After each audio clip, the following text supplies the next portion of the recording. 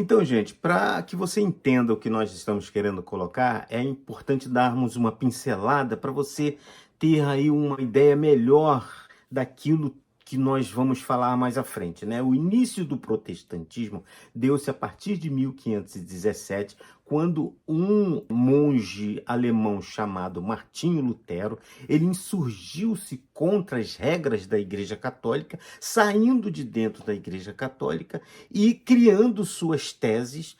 E aí, então, a partir deste momento, as pessoas que queriam seguir Bíblia fora da Igreja Católica foram chamadas de protestantes, porque Martinho Lutero protestou contra as leis e normas católicas daquela época. Deu-se, então, foi estabelecida naquela ocasião a chamada Reforma Protestante. Após isso, houve o primeiro culto no Brasil, no Rio de Janeiro, particularmente. Depois veio a Igreja Luterana, provavelmente em Petrópolis, que em 1850 estabeleceram-se ali também. Depois a Igreja Evangélica Fluminense, por um escocês, Robert Reid Kelly, que fundou a Igreja Evangélica Fluminense, que hoje é conhecida como Igreja Congregacional. Depois vieram outros, os batistas, os adventistas, a Assembleia de Deus, já também no século XX. A Assembleia de Deus foi estabelecida em Belém, em primeiro lugar, os batistas em São Paulo, os adventistas também, a Igreja Quadrangular também em São Paulo. Em 1962, começaram-se então outros veios a se estabelecerem no Brasil, como a Deus e Amor, a partir do missionário Davi Miranda. A partir daqui, não dá mais para se ter uma ideia, a partir da década de 60, porque as igrejas definitivamente começaram a crescer demais e a expandir demais. Então, passamos a tratar qualquer templo a chamar de igreja, ou qualquer pessoa que quisesse ser evangélica era chamada de crente, ou era chamada de protestante, né? Era conhecida como protestante ou crente. E a partir da década de 60, 70, esses templos eles foram crescendo, se multiplicando em números, também em denominações, em nomes diferentes, né? A partir da década de 80, vieram os neopentecostais. Quem são esses neopentecostais? São aquelas pessoas que provavelmente saíram da Assembleia de Deus, ou saíram da Batista, ou saíram da Quadrangular, ou saíram da Adventista, ou saíram da Nova Vida, tá? E eles formaram outros veios de denominações, como Igreja da Graça, R.R. Soares, Universal do Reino de Deus, com o Bispo Macedo, Mundial do Poder de Deus, com Valdomiro, a Renascer, com Estevão Hernandes, e assim por diante. Foram crescendo, começaram a aparecer muitas denominações, daí começaram a vir também as subdivisões dessas denominações, que começaram a ser conhecidas por comunidades evangélicas. Quem são as comunidades? São as igrejas neopentecostais que saíram de dentro das outras também. Comunidades que, na sua grande maioria, elas saíram, são frutos de divisão das igrejas mais antigas. Elas, então, se multiplicaram. Gente, a partir daí, a coisa foi ficando feia. A coisa foi ficando difícil. A coisa foi ficando complicada. Tá bom? Então, prestem bastante atenção daqui para frente. Então, as pessoas confiavam, acreditavam muito nos pastores. Pastores eram ministros, eram respeitados. A pessoa, na década de 80, da década de 80 para trás, até a década de 90, pastores eram pessoas extremamente respeitadas, a ponto de, às vezes, numa blitz policial, se a pessoa identificasse como pastor, ninguém poderia mais revistar aquela pessoa, aquele pastor. Não, é o pastor, deixa o pastor passar, deixa o pastor ir embora. Mas só que isso mudou, essa visão mudou. Nos Estados Unidos, na virada da década de 80 para a década de 90, tivemos um pastor aqui que causou um problema muito grande. Ele caiu em pecado com uma prostituta, né? E esse pastor, ele era muito benquisto no mundo inteiro. Ele tinha igrejas, ele tinha coisas na África que ele ajudava crianças lá, orfanatos, instituições, etc, etc, etc. As pessoas do mundo todo doavam dinheiro para aquela instituição e ele era um pastor assim muito querido pelo meio evangélico pentecostal. Ele era das Assembleias de Deus dos Estados Unidos. Todas essas igrejas que eu citei aqui, todas elas vieram da Europa ou dos Estados Unidos, ok? Então é importante vocês terem isso em mente, porque a partir da queda desses pastores, a cultura, por exemplo, americana, ela entristeceu-se demais, provavelmente por isso que hoje a América sofre problemas profundos de crença na instituição chamada igreja. Naquela ocasião, como eu estava dizendo, o pastor Jim Swaggart caiu em pecado com uma prostituta e isso foi assim, balou demais o coração dos americanos, o coração do mundo. A gente percebe que a partir dali o americano, ele não só por causa do Jim Swaggart, mas depois veio aqueles exageros do Benny Hinn, né, as doutrinas da prosperidade do Mike Murdock, que inclusive foi assessorado pelo Silas Malafaia no Brasil, Mike Murdock, né? Com aquelas ideias de que se você desse 990, Deus ia te dar 90 mil e não sei o quê e tal. Essas maluquices, essas doideiras desses caras, né?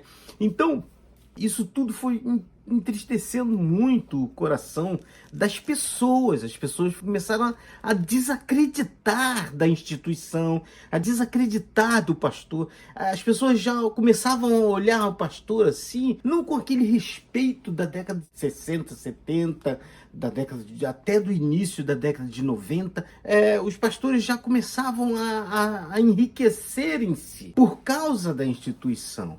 Essa teologia da prosperidade vinda dos Estados Unidos, introduzida no Brasil, isso fez com que as igrejas neopentecostais crescessem muito, porque elas derramaram essa ideia, né, num terreno fértil, que era o Brasil, que sempre viveu uma vida econômica. A vida econômica do Brasil sempre foi de altos e baixos, nunca foi de linha reta, né? Nunca teve assim um paradigma reto, sempre foi aquela, hoje tá bom, amanhã tá ruim. Então o Brasil sempre viveu em crise, sempre teve crise no Brasil, sempre teve crises financeiras no Brasil, problemas financeiros profundos.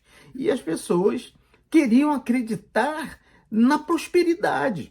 E então as igrejas usaram essa teologia da prosperidade como uma forma, eles encontraram ali uma forma rica de enriquecerem-se e mentindo, fazendo com que as pessoas acreditassem nisso para melhorarem suas vidas. Então, até hoje, pessoas acreditam nesse negócio. Até hoje tem esse negócio de toma lá da cá, né? Tem esse negócio de que se você der, Deus vai te dar em dobro, que você tem que dar tudo, que dá isso e isso, aquilo, outro, e tal.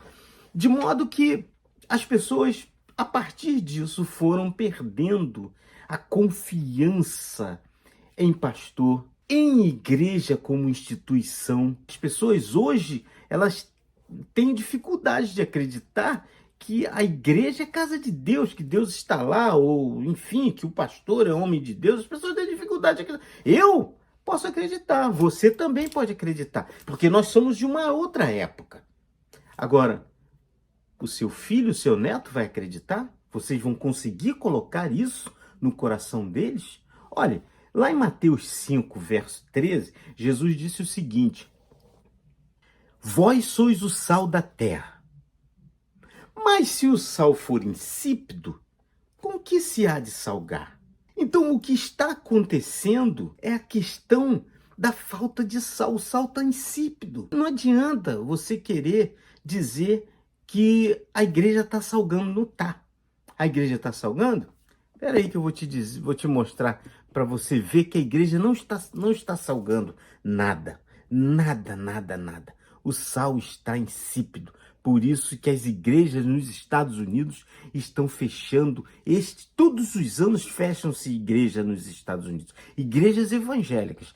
E eu já falei aqui e repito, por falta de membros, as pessoas estão deixando de acreditar na igreja evangélica, no pastor, no que o pastor diz, exatamente por causa dessas aberrações que andam acontecendo em nome de Deus. Acontece para a instituição, mas não acontece para as pessoas que estão lá na instituição com todos os problemas, com doença, com problema de financeiro, as portas não se abrem. Quando as portas se abrem para o cara, a igreja quer que o cara entregue todo o salário lá, o 13º e etc, etc. Né? Essa igreja é sal da terra?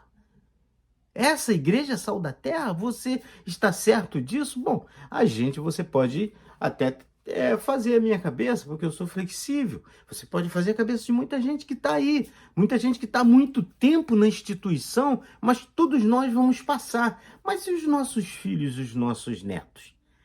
E os seus filhos?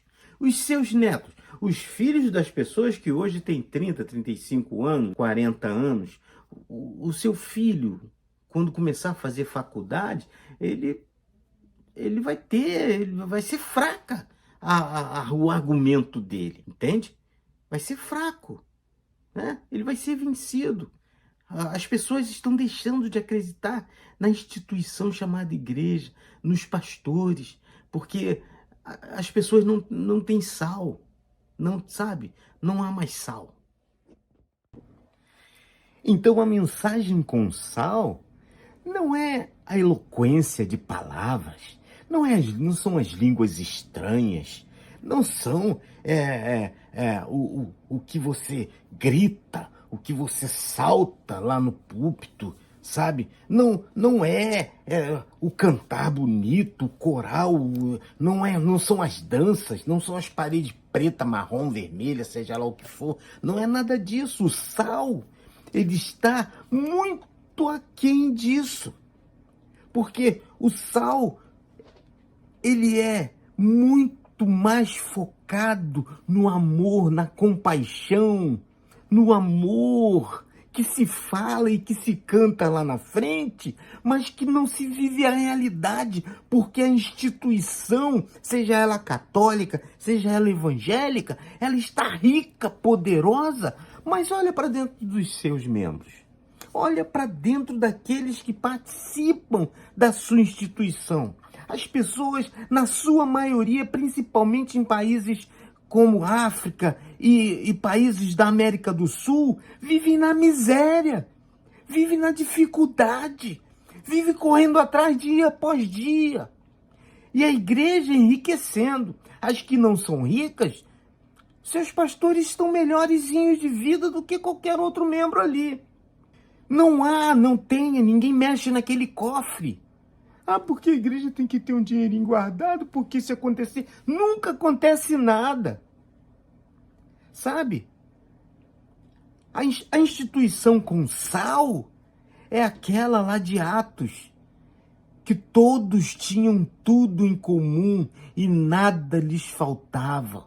Todos tinham tudo em comum e tudo era dividido entre todos. Essa mensagem ninguém prega. Essa mensagem não serve para se pregar no púlpito, para ser norma doutrinária, eclesiástica, sabe?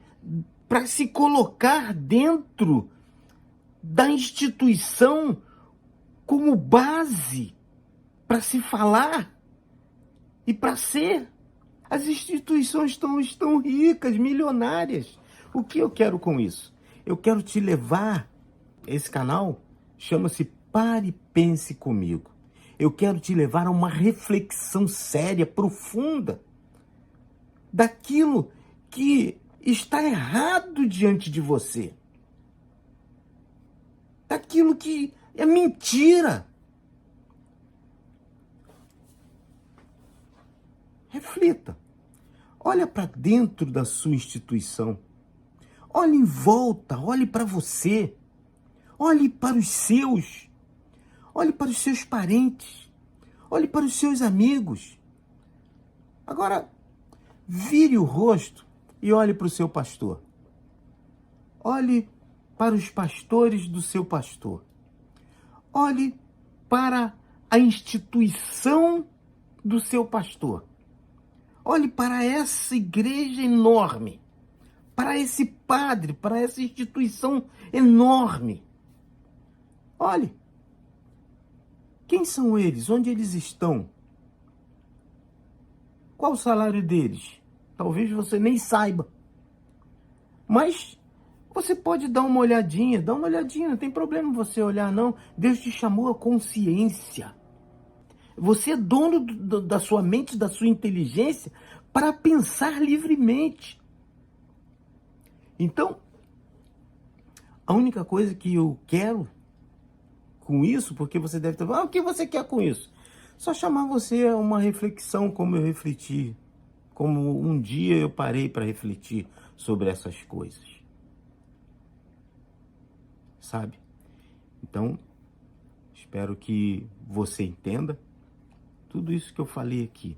E quero dizer, por isso que as igrejas estão fechando as portas hoje na Europa, nos Estados Unidos, e vai fechar no Brasil. Vai fechar, porque essa igreja não está pregando nada com sal, não está sendo luz. Vai fechar no Brasil. Não fechou ainda, repito, porque o Brasil é um terreno fértil. Porque quanto mais desgraça, mais a igreja prega que virá a paz. E é em cima disso que ela consegue, então, angariar esperançosos para si. Mas as pessoas vão cansar. As pessoas vão cansar, como cansaram nos Estados Unidos e na Europa. Porque a igreja, ela é egoísta, só pensa em si. Essa igreja vai fechar. Se vocês não mudarem o rumo, o caminho dos seus pensamentos, igrejas, pastores, vocês... vai durar a sua geração. Você vai morrer e você não vai ver. Mas essa igreja vai deixar de existir no Brasil também. Como já está começando a deixar de existir nos Estados Unidos há vários anos.